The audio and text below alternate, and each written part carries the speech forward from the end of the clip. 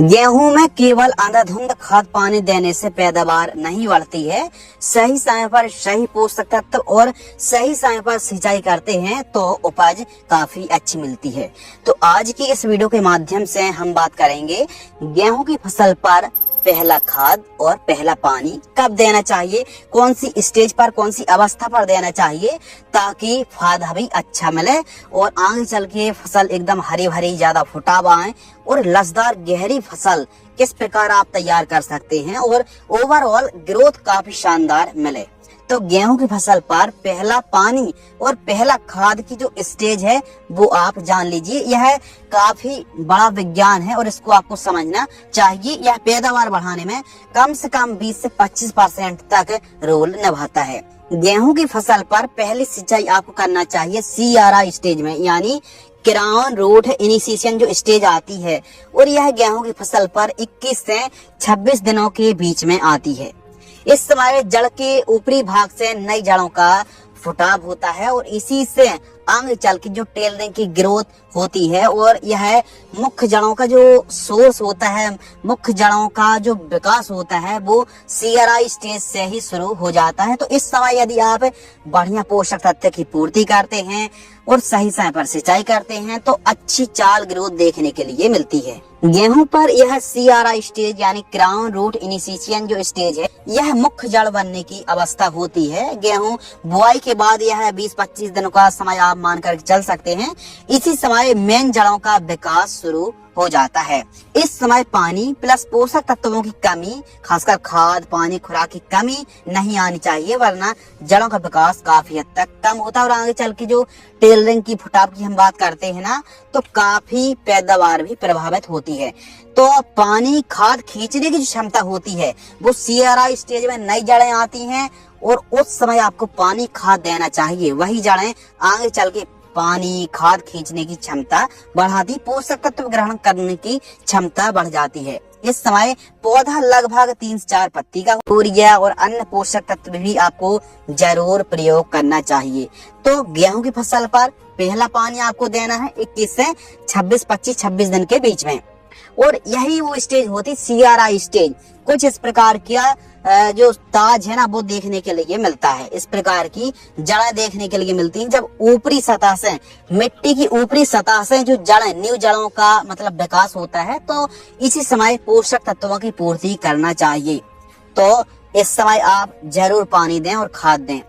तो गेहूं की फसल पर अच्छी पैदावार निकालने के लिए, गेहूं का अच्छा विकास हो और बढ़िया ग्रोथ देखने के लिए मिले तो गेहूं की फसल पर हमेशा खुला हुआ पानी यानी फ्लैट एरिगेशन से सिंचाई करना चाहिए। बाकी मिनी स्प्रिंकलर से भी सिंचाई की जाती है, लेकिन फ्लैट एरिगेशन और खुला हुआ जो पानी दिया जाता है तो अच्छी ग्रोथ चाल देखने के लिए मिलती है।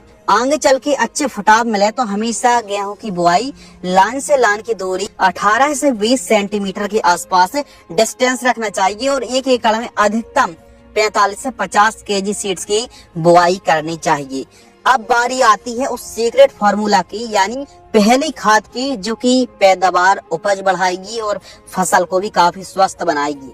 तो पहली खाद 21 से 25 दिन जब पहली सिंचाई कर रहे हैं तो इस समय जड़ों का अच्छा विकास हो तो ह्यूमिक एसिड लेना है।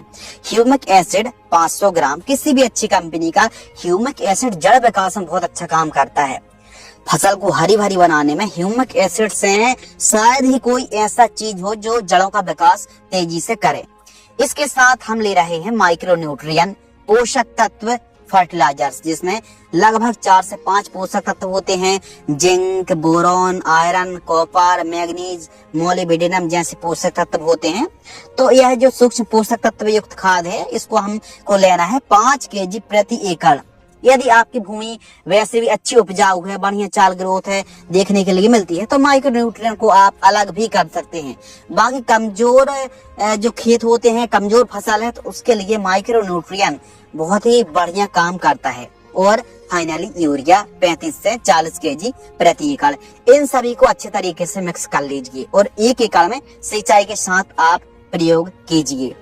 और यह जो खाद दे रहे हैं यह सुबह सुबह मत डालें, क्योंकि पत्तियों में जो शबनम रहती है, जो ओस ड्यू रहती है, तो पत्तियों में खाद चिपक सकती है। तो 10 बजे के बाद ही, कम से कम 10-11 बजे के बाद ही खाद डालें ताकि पत्तियों पर ना चिपके। पहली खाद में इन सभी को मिक्स करके प्रयोग करना चाहिए प्रति एकड़ की दर से। तो इससे क्या होगा, ग्रोथ, फुटाव, हरियाली, वनस्पतिक ग्रोथ, बढ़वार और फुटाव जो है ना, बहुत ही शानदार देखने के लिए मिलने वाले हैं। इस पहले कॉम्बिनेशन का इस्तेमाल करने से क्या फायदा होगा, बढ़िया हरियाली, मोटा पौधा होगा, जड़ों का अच्छा विकास होगा और लसदार गहरी फसल देखने के लिए मिलने वाली है। तो शुरू से ही हरी भरी रहने वाली। तो इस प्रकार आप पहली खाद का इस्तेमाल करना चाहिए।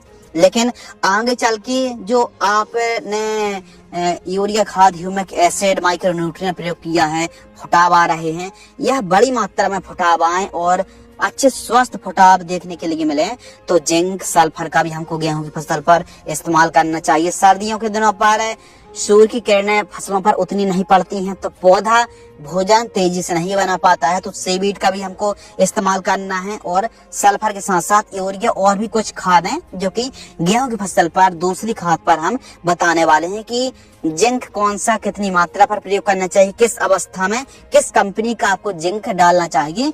यह आपको जो गेहूं में दूसरी खाद है, गेहूं में दूसरा खाद में यह जानकारी आपको मिलने वाली है। बाकी गेहूं की फसल पर पहला पानी और पहली खाद में इन पोषक तत्वों की पूर्ति करेंगे तो काफी बढ़िया रिजल्ट देखने के लिए मिलने वाला। काफी ऐसे क्षेत्र एमपी की बात कर लो कि 21 दिन तक तो पता चला 21-25 दिन में फसल ही सूख जाए। तो यदि आपकी भूमि बहुत हल्की है, पानी ज्यादा देर तक होल्ड स्वेल नहीं कर पाती है, तो फिर आप थोड़ा जल्दी भी सिंचाई कर दें। लेकिन सीआर स्टेज पर कुल मिलाकर के पोषक तत्वों की कमी और पानी की कमी नहीं होनी चाहिए। तो इस प्रकार चीजों को आपने समझ लिया। इस प्रकार आप गेहूं की फसल पर पहला खाद और पहला पानी देना चाहिए। यदि आपको यह वीडियो पसंद आती है तो वीडियो को लाइक करें, चैनल को सब्सक्राइब करें। धन्यवाद।